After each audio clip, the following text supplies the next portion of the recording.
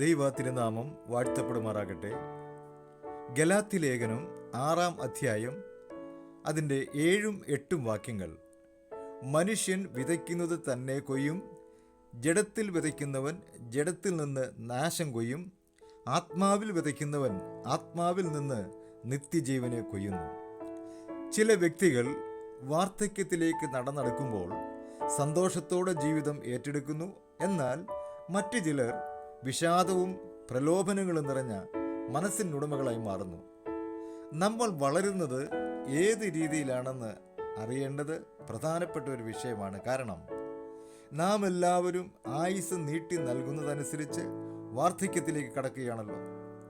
പ്രായമാകുന്നത് കൊണ്ട് മാത്രം ആളുകൾ പ്രകോപിതരാകുന്നില്ല.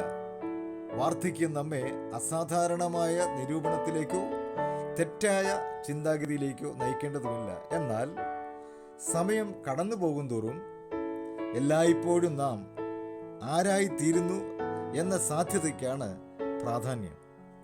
ഗലാത്യ ലേഖനം 6:8 പൗലോസ് എഴുതിയിരിക്കുന്നു, ജഡത്തിൽ വിതയ്ക്കുന്നവൻ ജഡത്തിൽ നിന്നും നാശം കൊയ്യും, ആത്മാവിൽ വിതയ്ക്കുന്നവൻ ആത്മാവിൽ നിന്ന് നിത്യജീവനെ കൊയ്യും. സ്വാർത്ഥ താല്പര്യങ്ങൾക്ക് വേണ്ടി മാത്രം ചിന്തിക്കുന്നവർ തങ്ങളിലും മറ്റുള്ളവരിലും ദുരിതത്തിൻ്റെ വിളവെടുപ്പ് വിതയ്ക്കുന്ന വിത്തുകളാണ് വിതയ്ക്കുന്നത്.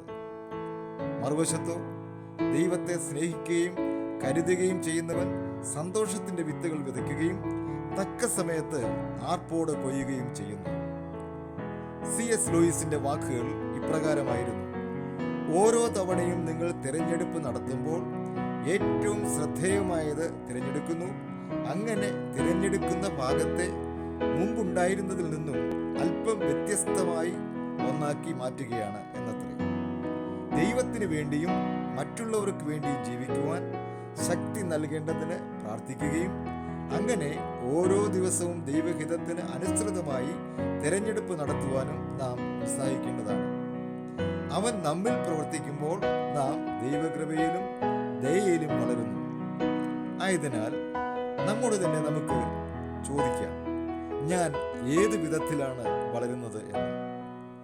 ശരത്കാല വിളവെടുപ്പിനേക്കാൾ അധികമാണ് ചിന്തയുടെയും പ്രവൃത്തികളുടെയും വിളവുകൾ.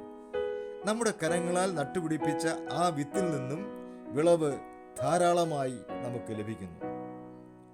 The seeds we sow today determine the kind of fruit we will reap tomorrow. ഇന്ന് നാം വിതയ്ക്കുന്ന വിത്താണ് നാളെ നാം കൊയ്യുവാൻ പോകുന്ന ഫലത്തെ നിർണയിക്കുന്നത്. ദൈവനാമം വാഴ്ത്തപ്പെടുമാറാകട്ടെ.